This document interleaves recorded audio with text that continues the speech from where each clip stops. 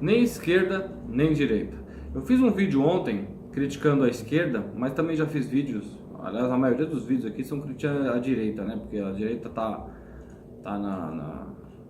no poder agora e tá cometendo algumas barbaridades contra o Brasil, né? E a gente não tem guru de estimação aqui no canal, não temos políticos de estimação principalmente. E quando eu me refiro a guru, por que a gente não tem guru? Parece que nós somos radicais e nós não queremos ouvir as pessoas, principalmente entender os pensadores. Na verdade não é isso, é o contrário. A gente lê e entende sobre todos, né? A gente tenta pincelar um pouquinho de cada um e sem se limitar a entrar numa caixa, né? Que quando você entra numa caixa, por exemplo, essa direita que segue o Olavo, nova direita aí que segue o Olavo de Carvalho, você entra na caixa do cara e aí 99% das pessoas que seguem ele, quando ele coloca as barreiras ali dentro da caixa, olha, você não pode ouvir Marx, porque senão você vai ser um idiota. E aí começa como você faz parte de um grupo, você se limita àquele universo. E a mesma coisa da esquerda, de Karl Marx, enfim, os liberais de Adam Smith, e até os nacionalistas, que muitos vão ficar bravos, mas enfim, os seguidores do Enéas, né? Eu acho o Enéas um cara brilhante, uma mente realmente formidável, adoraria ter tido ele como presidente, mas não acho que seja só o Enéas, né? Eu acho que é muito mais do que o Enéas. Por exemplo, se você que segue o Enéas, pelas pessoas, se você sabe, me explique, porque a gente não sabe. Me fale de alguma obra social que ele fez. Como todos sabem, ele era médico, cardiologista, reconhecido no mundo inteiro, reconhecido no meio médico nacional. E me fale de algum programa social que ele tenha feito para ajudar os mais pobres, que ele tenha salvado vidas de graça, ido até um hospital público ou montado um hospital ou feito algo do tipo para ajudar verdadeiramente um cidadão brasileiro, né? Pelo que eu sei, ele se restringia ali à parte intelectual.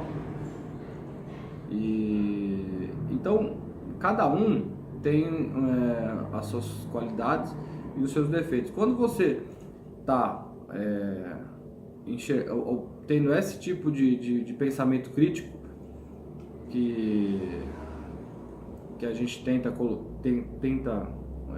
filtrar, né? Por exemplo, a gente ouve, apesar de não concordar com milhões de coisas do Ciro Gomes, não achar que ele representa o movimento nacionalista no Brasil, não achar mesmo, né? É uma mente também brilhante, tem pensamentos brilhantes, é um irmão compatriota brilhante. Só que a gente ele tem uma história política, né? Ele tem uma carreira política. Se você for analisar a carreira política dele com um olhar frio, crítico, você vai ver que poucas coisas do que ele emprega no seu discurso, ele empregou na sua vida pregressa na vida política, né? Então é difícil. A história da Gurgel, tem um documentário da Gurgel aqui falando sobre a Gurgel. Então você viu que a Gurgel é uma empresa nacional, ou a última empresa de grande porte nacional automobilística, que quem matou ela, ajudou a jogar pá de cal em cima da Gurgel, foi o Ciro Gomes. Por mais que ele tenha falado que porque ele estava inadimplente, eu tinha que preservar pelo Banco do Nordeste, enfim. Se você ver o documentário da Gurgel, você vai ver que tem o outro lado lá, né? Então, quando você tem essa visão macro, né, da política mundial, principalmente da política nacional, para quê? Para você ficar confuso? Não, é que o Brasil é um país complexo. Só nós, brasileiros que vivemos aqui, sabemos como o nosso país é um país complexo, né? Um cara que ganha 10 mil reais hoje, ele se acha rico, né, no Brasil. Só que se você converte em dólar, isso dá praticamente 2.200 dólares, se eu não me engano, né? Tá 4, 8, dá 2.500 dólares, mais ou menos, menos de 2.500 dólares. Então, um cara que ganha 2.500 dólares, ele não é rico, né? Nos Estados Unidos, pelo contrário, é um pobre, né? A primeira faixa ali de salário, acho que é um pouquinho acima, porque a primeira faixa que é 1.500 dólares, mas é difícil alguém ganhar isso nos Estados Unidos. Mas enfim, então, o cara que ganha 10 mil aqui, ele tem uma vida melhor. Só que esse cara, se ele parar de trabalhar um ano, ele quebra, ele volta para uma realidade de Bolsa Família, né? Então, o Brasil são coisas... se você vive no Brasil, você sabe. A conta de luz, você não vem um mês 100 reais, outro mês 150, outro mês 110, 150. A água é a mesma coisa. Você tem o IPVA, você tem multa, você tem um monte de fatores no Brasil que só o brasileiro entende. Você tem os maiores juros do mundo, a maior desigualdade. Você atravessa a cidade, você vê... você passa pelo Congo e vai para a Noruega, dependendo de onde você mora. Em São Paulo você vê isso, você passa do Morumbi ali, na parte nobre do Morumbi, você tá ali, só vê palácios ali. E aí você anda mais 15 minutos para dentro, você vê favela, entendeu? Você vê pessoas, crianças na rua, passando fome. Então o Brasil é um país louco, né? Só o brasileiro sabe o que a gente vive aqui. E a gente tem que sobreviver. O mundo inteiro fala, e até os olavetes agora falam, o jeitinho brasileiro, que o brasileiro tem fama de malandro. A gente enxerga de outro jeito. Se você vive no mundo real aqui no Brasil, na nossa realidade, não tem um salário acima de 50, 60 mil, todo mundo sabe que às vezes, quantas vezes já aconteceu na minha família, na família da minha esposa, enfim, das pessoas que a gente convive, tá lá tomando café da manhã, bate lá, Eletropaulo, vai lá cortar a luz, fala pro cara, pô, mas peraí e tal. Você tenta dar um jeito de não cortar a sua luz, porque você esqueceu, ou porque você não pagou porque veio muito caro, e você tentou resolver. E no Brasil você tem que pagar primeiro, para depois ter a prova, entendeu? Como o sistema não confia no brasileiro, se você paga 100 reais a conta de luz e a conta veio 500 reais no mês, você tem que pagar a conta e depois recorrer. Como a multa de trânsito, tem que pagar para depois recorrer da multa, para ser reembolsado, porque o governo não confia em você.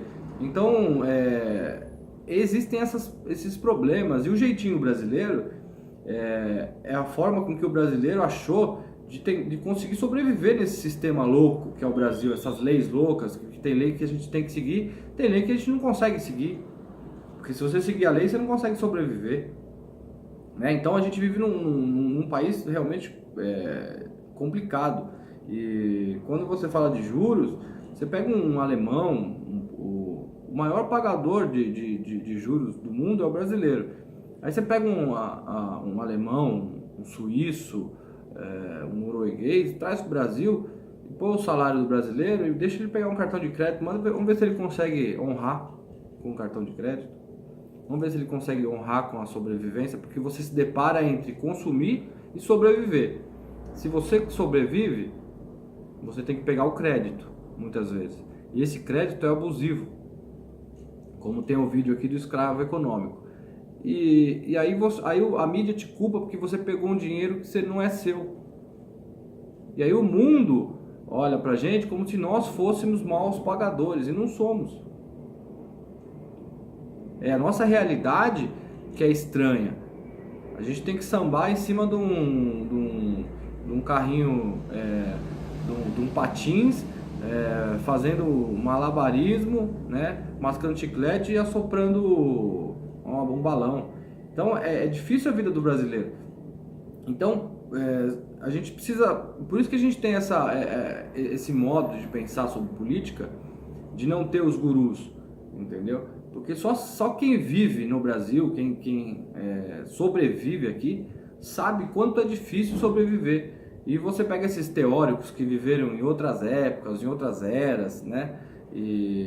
Ou mesmo filósofos do Brasil, que vivem numa outra realidade, né? Que vivem realmente numa outra realidade. Se você nunca ficou bêbado, vomitou, acordou de ressaca, dificilmente você vai saber o que é aquele sentimento. E por mais que você converse com 300 pessoas, você vai ter uma visão superficial, né? E como eu venho da uma família humilde e passei por todos os problemas que o brasileiro passa na vida real e passo ainda até hoje, eu posso falar que a gente não vive melhor porque o sistema não permite. Eu não sou funcionário público, nunca prestei concurso público, então, pelo contrário, eu sempre fui vendedor, eu comecei a empreender muito cedo, sou empreendedor até hoje. Então a gente sabe a realidade e pela minha história de vida era para mim estar defendendo o que os bolsonaristas defendem, né? Que é a diminuição do Estado, diminuição de imposto, mas é o contrário, porque a diminuição do Estado não vai resolver o problema do Brasil, né? Então, para não deixar o vídeo muito longo, é basicamente isso o que o canal prega, é basicamente isso que a gente pensa e é basicamente isso que a gente quer levar para a vida política do Brasil, né? Uma política real, com números reais, e é uma política de pessoa normal para pessoa normal, não é dessa elite intelectual, os teóricos da conspiração e nem os filósofos de plantão que estão por aí só opinando e vivendo num mundo paralelo. Beleza? Um abraço, gente.